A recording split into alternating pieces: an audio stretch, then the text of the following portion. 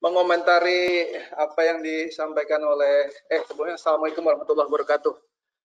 Waalaikumsalam warahmatullahi wabarakatuh. Walaupun udah lewat, selamat Idul Fitri ya, dan selamat menempuh hidup baru ya, karena COVID harus kita lakukan dengan cara baru, tidak boleh dengan cara lama. Saya kira tadi saya belajar banyak dari Dr. Fatima. Terima kasih banyak. Ini mungkin pertemuan daring pertama ya Bu dengan Ibu. Kalau fisik udah sudah sering.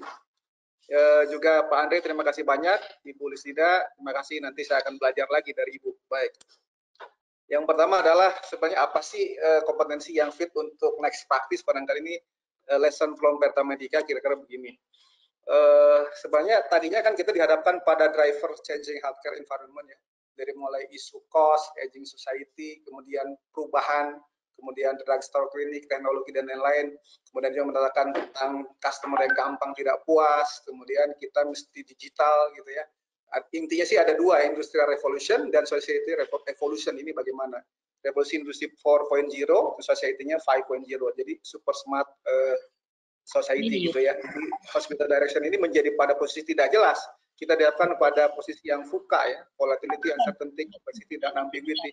Ditambah COVID ini, waduh makin parah ya, situasi kita dari normal menjadi abnormal. Semua kerjaan akhirnya kita kerjain di rumah, ya, tapi sisi lain juga barangkali ada hikmahnya ya. Salah satunya mungkin silaturahim sekarang tidak boleh lagi menghindar.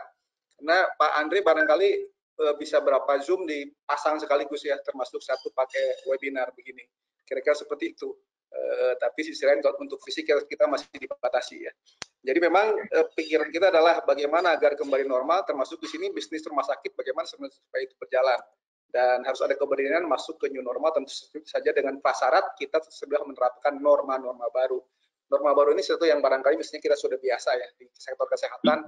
Dulu ibu hamil 4 kali ANC, ya sekarang mungkin udah nggak cocok kali ya.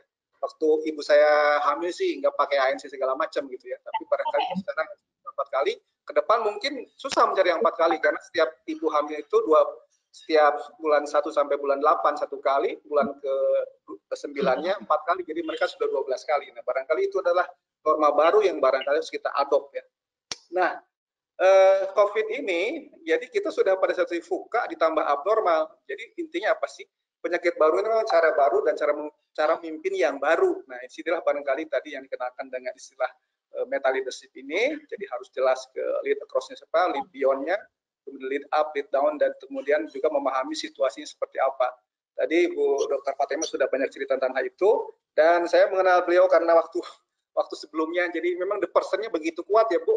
Di samping barangkali memang penyiapan dari Pertamedicanya juga sudah cukup bagus ya. Sehingga ini fit ya antara the person sama the situation itu betul-betul bersambung, antara pengalaman ibu yang begitu extraordinary di rumah sakit PLMI, mengembangkan dengan situasi yang begitu cepat, bisa berselancar dan begitu cepat pada situasi kita mengembangkan JKN, karena ibu rumah sakit PLMI salah satu yang barangkali luar biasa, sekarang masuk ke Pertamedica sebuah kapal besar tapi larinya bisa cepat barangkali ini notnya.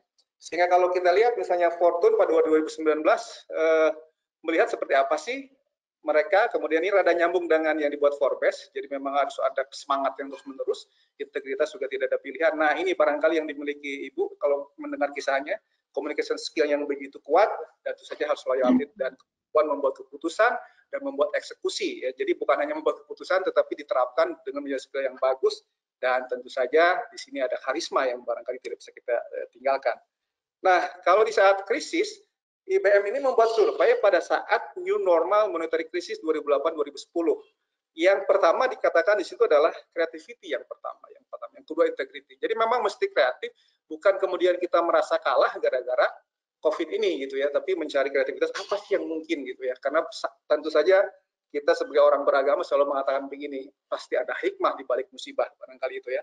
Atau kalau orang Jawa untung kan gitu. Nah, barangkali di sini saya melihat memang person ini begitu kuat ya di Pertamedica yang barangkali juga satu itu, yang kedua adalah kemampuan para direktur yang barang ada itu untuk membangun aliansi dan kesatuan ya. Nah, jadi kalau kita lihat di sini memang tiga hal ini, aspek managing the people, execution sama transformation ini begitu kuat, dan ini yang harus dilakukan. Jadi jangan kemudian pemimpin rumah sakit itu direpotkan oleh aspek ini, tidak berani membuat keputusan, kemudian tidak berani melakukan transformasi. Kita heboh akhirnya ngurusin orangnya aja, barangkali seperti itu. Dan itu barangkali kita mesti fokus ya, dari managing people to transformation sama execution itu betul-betul menuju tujuan yang memang kita harapkan. Ini yang barangkali kalau di kampus itu selalu ditanya, mana sih strategic planning-nya kan begitu ya. Tapi ujung-ujungnya kan bukan, esensinya bukan itu. Tapi bagaimana kita kecil terus menerus sampai akhirnya tujuan itu bisa dicapai. Kemudian jangan kemudian saya itu hanya sebatas kertas semata atau buku semata. Dan memang kita perlu the leader for the next practice itu pada dasarnya adalah apa sih? Ketika mampu keluar dari old practice, current practice, tapi coba kita pikirkan new practices seperti apa serta the next practice. Karena yang akan survive itu adalah mereka yang the next practice. Karena di sisi lain juga the disease from the future, the disease from tomorrow, atau the disease from the next period itu selalu akan datang. Persoalan akan selalu datang sesuai dengan zamannya, karena itulah kita mesti berpikir ke depan, bukan kemudian mundur. Ya. Dan mesti diingat bahwa doing continuous improvement again and again is good, but not enough for the future.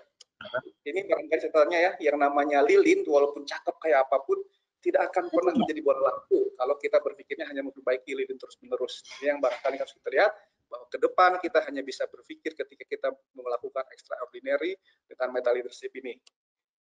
Saya kira ini barangkali dari situlah kemudian kita bisa berpikir, jangan kemudian kaku dengan model lama, tetapi melakukan pendekatan tim untuk tim-tim itulah kemudian mengembangkan sistem supaya kita bisa masuk ke dalam tantangan yang lebih baik, dan pekerjaan berbentuk tim ini barangkali memang akan lebih cocok ke depan.